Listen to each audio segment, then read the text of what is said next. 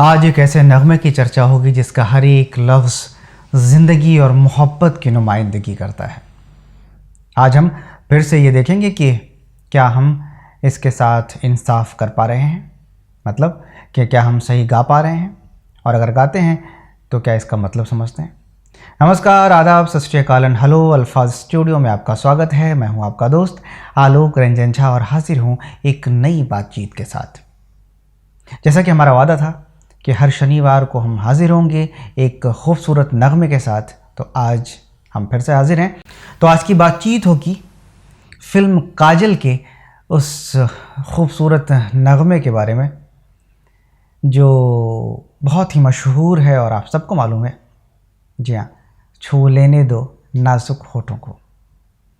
हम ये गौर करेंगे कि जब हम इसे गाते हैं तो कितना सही गाते हैं, और दरअसल ये है क्या। जैसा कि मैंने कहा था, जो हमारे इतने बड़े शायर हुए हैं, जो हमारे कंपोज़र्स हैं, तो उन्होंने जो शाहकार तैयार किए, उन्होंने जो आर्ट, जो कलाकृति कहूँगा मैं अपनी ज़बान में से, तो इतनी खूबसूरत चीज़ें जो बनाई हैं, वो दरअसल सिर्फ फिल्मों के सिचुएशन तक ही नहीं है। क्या मतलब है, आज जानेंगे। काजल फिल्म 1965 में आई थी और इसमें मुख्य भूमिका में थे राजकुमार, मीना कुमारी और धर्मेंद्र। जो रचनाकार हैं इस पूरी गज़ल के, जिन्होंने बनाया है, संगीतकार, गीतकार, शायर और गायक, उनका नाम लेना चाहूँगा। रवि साहब ने कंपोज़ किया है, साहिर लुधियानवी साहब ने इस गज़ल को कहा है, और अपनी मखमली और बड़ी रूहानी और ख़ूबसूरत आवाज़ के मालिक रफ़ी साहब का कमाल है, जो कि हमारे दिलों से ये गज़ल निकलती नहीं है। मैं अल्फाज पर आऊँ उससे पहले एक बहुत ही ज़रूरी बात ये कि जिसको हम गाना समझ रहे हैं, जिसको हम गीत समझ रहे हैं, दरअसल टेक्निकली वो गीत नहीं है, वो एक गज़ल है। पहली बात तो अब अपने दिमाग से ये बात निकाल दें कि गज़ल जो है वो कुछ कंपोजिशन बेस्ड मतलब चीज़ है। वो एक शायरी का फॉर्म है, पोइट्री का फॉर्म है। जैसे छंद, अगर आप हिंदी माध्यम से पढ़े हैं या हिंदी से ज़्यादा मालूम है आपको छंद, दोहा, ये सब चीज़ें मालूम होंगी। वैसे ही उर्दू शायरी का फॉर्मेट है, एक बहुत सारे फॉर्म्स होते हैं, उसमें एक गज़ल है। गज़ल का छोटा सा मैं एक आपको उदाहरण या फिर एक थोड़ी सी जानकारी दूंगा। बाकी आगे के एपिसोड्स में मैं गज़ल पर बहुत सारी बातें करने वाला हूँ। एक शेर में 2 लाइन होती है। शेर की लाइनों को मिसरे कहते हैं। 2 लाइन है, अगर पहली लाइन है तो उसको पहला मिसरा कहेंगे, दूसरी लाइन को दूसरा मिसरा कहेंगे। तो वैसे ही बहुत सारे शेर मिलकर एक गज़ल को बनाते हैं। किसी गज़ल में 3 शेर हो सकते हैं, 5 हो सकते हैं, 7 हो सकते हैं, वो अपने हिसाब से। और एक और बात जो ख़ास होती है, रदीफ़ और काफ़िए। अब मैं बताऊंगा कि ये जो साहिर साहब ने लिखा है, जो गज़ल कही है, वो कैसे गज़ल है, वो आपको मैं टेक्निकली समझाऊंगा। दरअसल रवि साहब ने इतनी खूबसूरती से इसको कंपोज़ किया कि वो लोगों ने, और जो आपके जहन में गज़ल की डिफिनीशन है, जो एक गलत डिफिनीशन है, उस हिसाब से आपने इसको जो है गानों के कैटेगरी में डाल दिया है कि नहीं। देखिए, गज़ल में कई सारे शेर होते हैं, 3, 5, 7, जनरली 9 भी होते हैं, 11 भी होते हैं। वो डिपेंड करता है कि शायर उसको कितना लंबा कहना चाह रहा है। और जो सबसे कांस्टेंट थिंग होती है, कांस्टेंट चीज़ होती है मिसरे के लास्ट में, उसको कहते हैं रदीफ़। और रदीफ़ के पहले जो राइमिंग वर्ड्स होते हैं उसको कहते हैं काफ़िया। अगर एक वचन में बात करें तो काफ़िया है, बहुवचन में बात करें तो काफ़िया है। अब इसमें क्या है काफ़िया, क्या है रदीफ़, मैं बताता हूँ। पहला शेर देखते हैं। आपको मैं आज उस नज़रिए से बताऊँगा। गज़ल के पहले शेर को मतला कहते हैं। तो इसका मतलब क्या है, छू लेने दो नाजुक होठों को, कुछ और नहीं है जाम है ये। तो जो आखिरी का पोर्शन है ये, छू लेने दो नाजुक होठों को, कुछ और नहीं है जाम है ये। तो है ये वाला जो पोर्शन है ना, वो आपको लगातार हर एक शेर में दिखेगा। तो इसको बोलते हैं रदीफ़। और दूसरा जो टर्म बताया था मैंने, काफ़िया। काफिया वो होता है जहाँ राइमिंग होती है, जैसे छू लेने दो नाजुक होठों को कुछ और नहीं है जाम है ये। और दूसरा मिसरा क्या है, दूसरी लाइन क्या है, कुदरत ने जो हमको बख्शा है वो सबसे हसीं इनाम है ये। तो जाम, इनाम, पैगाम, ये राइमिंग जो वर्ड्स हैं ना, इसको बोलते हैं काफिया। तो जो गज़ल की कंडीशंस हैं इनिशियल, पहली बात तो ये कि उसमें एक रदीफ़ होना चाहिए, तो इसमें रदीफ़ है। काफिया होना चाहिए, राइमिंग वर्ड्स होने चाहिए, वो है। और शेर जो होते हैं वो मीटर में होने चाहिए, बहर में होनी चाहिए, तो बहर में है। जब तीनों प्राइमरी कंडीशंस इसने जो है पूरे कर लिए, तो ये जो लिखावट है ये दरअसल गज़ल है। आपने अब तक किसी भी स्लो कंपोजिशन को गज़ल मान लिया है, यही सच्चाई है ना। ये दौलत भी ले लो, ये शोहरत भी ले लो, भले छीन लो मुझसे मेरी जवानी, आपने उसको गज़ल कह दिया। अरे बड़े बड़े जो प्रोड्यूसर्स इन द सेंस जो प्रोग्राम्स करते हैं, वो गज़ल नाइट और नीचे ये दौलत भी ले लो, ये शोहरत भी ले लो, ये गज़ल नहीं है। सिर्फ स्लो कंपोज करने से या फिर क्या बोलते हैं, जो मौसीकी है, जो म्यूज़िक है, उसको थोड़ा सा स्लो और संजीदा करने से वो गज़ल नहीं हो जाती। गज़ल दरअसल पोइट्री का फॉर्म है, वो लिखी जाती है उस फॉर्म में, कंपोज आप जैसे भी करें, है कि नहीं। तो दरअसल कहने का मतलब यह है कि सीधी बात में आता हूँ कि छू लेने दो नाजुक होठों को एक गज़ल है, जिसको रवि साहब ने इतनी खूबसूरती से कंपोज़ किया कि बहुत पॉपुलर हो गया, और हमको पता ही नहीं चलता है कि ये गज़ल है, गीत है, नज़्म है, क्या है, दरअसल गज़ल है। चलिए टेक्निकल चीज़ें थोड़ा सा अलग करते हैं, हम गज़ल पे बात करेंगे, बहुत तसल्ली से बात करेंगे। अब चलते हैं इसके तलफ़्फ़ुज़ और मतलब की तरफ। तो इस गज़ल का मतलब यानी पहला शेर क्या कहता है, छू लेने दो नाजुक होठों को कुछ और नहीं है जाम है ये।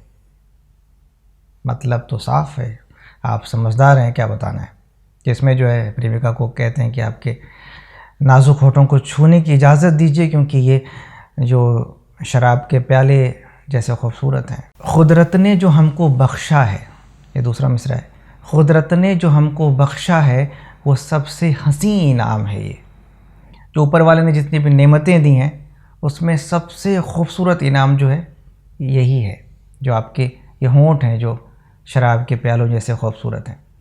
अब इसमें लफ्ज़ दर लफ्ज़ तलफ़्फ़ुज़ की बात करेंगे। पहली लाइन देखते हैं, छू लेने दो नाजुक, यहाँ ज़ है, नुक्ते वाला ज़ है, होठों को।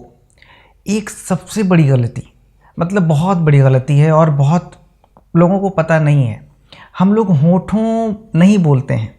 दरअसल जब होठों की बात आती है ना, तो हो के ऊपर भी एक बिंदी है, ठो के ऊपर भी बिंदी है, दोनों साउंड नज़ल है, हों ठों। और अगर आपको होंठ भी लिखना हो, लिप्स के बारे में लिखना हो, होंठ, वो होठ नहीं होते हैं। मैं बहुत लोगों को, बहुत अच्छे अच्छे लोगों को लिखते बोलते सुनता हूँ, वो होठ लिखते हैं, बिंदी नहीं लगाते हैं, वो गलत है। चाहे वो एक वचन हो या बहुवचन हो, आपको हो के ऊपर बिंदी लगानी है, ठीक है। तो यहाँ क्या होगा, छू लेने दो नाजुक होठों को कुछ और नहीं है जाम है ये। यहाँ ज के नीचे नुक्ता नहीं लगाइएगा। दूसरी लाइन, कुदरत ने, कुदरत के नीचे नुक्ता है इसलिए वो क़ा है। कुदरत ने जो हमको बख्शा, यहाँ जो बख्शा का जो आधा ख़ है, तो वो ख़ के नीचे नुक्ता है, तो वो ख़ हो गया, बख्शा। तो लाइन ऐसे हो गई, कुदरत ने जो हमको बख्शा है वो सबसे हसीं। यहाँ भी कुछ लोग गलतियाँ करते हैं, हसीं में सी के बाद डॉट है, बिंदी है, तो हसीं हो गया। अगर उसी बिंदी को कुछ लोग जो है ना वो ह के ऊपर शिफ्ट कर देते हैं, तो हो जाएगा हंसी। तो फ़र्क क्या हो जाएगा, हसीं का मतलब होता है खूबसूरत, हसीन का जो ना को साइलेंट किया तो हंसी हो जाता है, पर अगर उसी बिंदी को ह के ऊपर डाला तो क्या हो जाएगा, हंसी। हंसी मतलब वो हंसने वाला, लाफ, है ना। तो आपको ये गौर करना पड़ेगा। तो जब भी गाते हैं तो ऐसा गाइए, कुदरत ने जो हमको बख्शा है वो सबसे हंसी इनाम है ये, ठीक है। नाजुक के ज़ा में नुक्ता है, होंठ, होंठों में दोनों ओ के बाद बिंदी है, जाम के जा के नीचे नुक्ता नहीं है, खुदरत के का के नीचे नुक्ता है इसलिए वो खुदरत है, बख्शा खा के नीचे नुक्ता है, और हंसी में सी के ऊपर बिंदी है जहाँ की नेज़ल साउंड करना है। तो ये हो गया आपका मतला, यानी कि पहला शेर। अगर आप गानों के फॉर्मेट में बात करेंगे तो उसको आप मुखड़ा कहेंगे, है ना, पर गज़ल है तो उसी के लिहाज से बात करते हैं, ठीक है। तो पहला शेर क्लियर। अब बढ़ते हैं दूसरे शेर की तरफ, और जो दूसरा शेर है बड़ा ही खूबसूरत। शर्मा के ना यूं ही खो देना रंगीन जवानी की घड़ियाँ, बेताब धड़कते सीनों का अरमान भरा पैगाम है ये। मतलब तो आप समझ ही गए होंगे, पर फिर भी मैं आपको बताना चाहूँगा कि इसमें नायिका को ये कह रहे हैं कि आप जो है शर्म की आड़ में ये जवानी की जो खूबसूरत घड़ियाँ हैं, जो जवानी के इतने खूबसूरत मोमेंट्स हैं, इसको ज़ाया मत करिए, बर्बाद मत करिए। और ये मेरी गुजारिश नहीं है, ये मेरा पैगाम नहीं है, ये पैगाम है बेताब धड़कते सीनों का। बेताब जो दोनों दिलों की जो बेचैन धड़कनें हैं वो ये मैसेज दे रहे हैं, वो ये पैगाम दे रही हैं कि प्लीज़ इस खूबसूरत टाइम को बर्बाद मत करिए, इसको खोने मत दीजिए। अब जो है सबसे बड़ी बात कि यहाँ कौन सा शब्द कैसे बोलना है, क्योंकि गाना अच्छा है, मतलब गाना तो नहीं, मैं तो गज़ल ही कहूँगा, पर आप भी इसको गज़ल ही कहिए। पहली लाइन जो है, पहला मिसरा जो है इसका क्या कहता है, शर्मा के ना यूं ही, यूं के ऊपर जो है नेज़ल साउंड होगा, यूं, ही के ऊपर कोई नेज़ल नहीं है, तो शर्मा के ना यूं ही खो देना रंगीन जवानी की घड़ियाँ, यहाँ के ऊपर चंद्रबिंदु है तो नेज़ल साउंड होगा। और दूसरा मिसरा, बेताब धड़कते सीनों का, सीनों के नो के ऊपर जो है ना वो पॉइंट है, बिंदी है नेज़ल साउंड के लिए, सीनों का। तो दो सीनों की बात हो रही है, एक नायक और एक नायिका, ठीक है। तो सीनों का, बेताब धड़कते सीनों का अरमान भरा पैगाम, पैगाम के ग के नीचे नुक्ता है इसलिए वो ग है, याद रखिएगा। अरमान भरा पैगाम है ये। एक बार फिर से गौर से उच्चारण यानी तलफ़्फ़ुज़ सुनिए। शर्मा के ना यूं ही खो देना रंगीन जवानी की घड़ियाँ, बेताब धड़कते सीनों का अरमान भरा पैगाम है ये। तो ये था दूसरा शेर। मतलब मैं ज़्यादा मुश्किल नहीं, आप समझ सकते हैं, मैंने थोड़ा समझा दिया, पर तलफ़्फ़ुज़ पे ध्यान रखना है, क्योंकि आप गलत गाएंगे मतलब गलत निकलेगा और इतनी खूबसूरत रचना जो है वो बेकार हो जाएगी। और अब इस गज़ल के आखिरी शेर की तरफ चलते हैं। आखिरी शेर कहता है, अच्छों को बुरा साबित करना दुनिया की पुरानी आदत है। अच्छों को बुरा साबित करना दुनिया की पुरानी आदत है। इस मैं को मुबारक चीज़ समझ, माना कि बहुत बदनाम है ये। मतलब तो बहुत क्लियर है, और साहिर साहब की ये ख़ासियत है कि वो मोहब्बत की बात करते करते वो गमे दौरां की बात ले आते हैं। मैं बहुत कुछ है कहने को, दरअसल मैं जब आपके बीच आया हूँ तो बहुत कुछ कहने को था बहुत सालों से। अब साहिर लुधियानवी क्या है, उनकी शायरी क्या है, मेरा एनालिसिस क्या है, मैं किस नज़रिए से सुनता हूँ उनको, पढ़ता हूँ उनको, ये मैं जल्दी लेकर आऊँगा। बहुत कुछ कहने को, आप हमसे जुड़े रहिए, बस बहुत सारी बातें होंगी। मैंने कहा था ना आपको, धीरे धीरे मैं इसकी लत लगाऊँगा। खैर, कमिंग टू द पॉइंट, शेर कहता है कि अच्छों को बुरा साबित करना, बहुत क्लियर मीनिंग है कि दुनिया की पुरानी आदत है। यहाँ तलफ़्फ़ुज़ के लिहाज से बता दूँ, अच्छों, छो के ऊपर बिंदी है तो नेज़ल साउंड होगा अच्छों, और बाकी जो है इस मिसरे में कुछ ऐसा तलफ़्फ़ुज़ के हिसाब से कोई ख़ास दिक्कत नहीं है। दूसरा मिसरा जो है इसका, इस मैं को, मैं माने शराब, इस मैं को मुबारक चीज़ समझ। मुबारक चीज़ मतलब अच्छी चीज़, बढ़िया चीज़, माना कि बहुत बदनाम है ये। तो ये शेर जो है सीधे तौर पे कहता है कि अच्छों को बुरा साबित करना ये दुनिया की आदत है, पुरानी आदत है। वो अच्छों को बुरा कहती है और बुरे लोगों को अच्छा कहती है। तो ये सब जो है टेंशन मत लो, ये सब बातें छोड़ो, और ये जो शराब है इसको मुबारक चीज़ समझो, इसको बड़ी प्यारी और अच्छी चीज़ समझो, भले ही ये जितनी भी बदनाम हो। मैंने कहा ना, पूरी गज़ल में मतलब समझने की कोई दिक्कत नहीं है, पर छोटी छोटी बातें भी गलत नहीं होनी चाहिए। क्यों कहते हैं ना कि आप जितनी कीमती चीज़ को संभालने का ज़िम्मा अगर आपको मिला है ना, तो उसको बड़े प्यार से संभालना पड़ता है ना। जो चीज़ जितनी खूबसूरत होती है उसके टूटने का भी उतना ही डर होता है। तो इसके लिए मैं आपसे ये बातें कर रहा हूँ।